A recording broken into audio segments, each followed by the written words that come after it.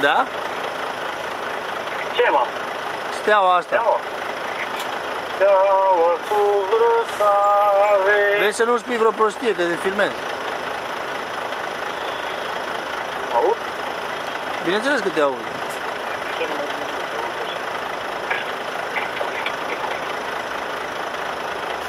După cine filmează Steaua? Cred că ăsta e Luceafărul Blând. Așa-i?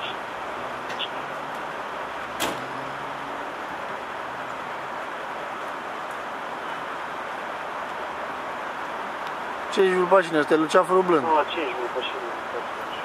După cine? La 2.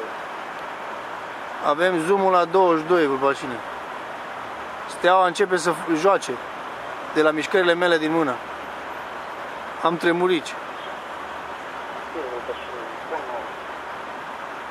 Vulpașine, ai grijă la limbajul pe care îl folosești.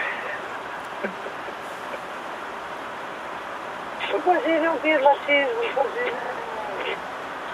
Să vin mâine. Vulpașine, Steaua începe să joace din cauza mișcării mele de la tremurici, din cauza zoom-ului care este la 60. Și mă duc până la Tichina și de ciudă. No. Mergem cu zoom-ul înapoi acum. Deci ați văzut Steaua, da? Luceafărul Blând. Asta e o demonstrație cu camera HD JVS. Putem să filmăm și stele, dacă nu ne tremură mâinile. După cine mâine vei vedea această stea pe YouTube.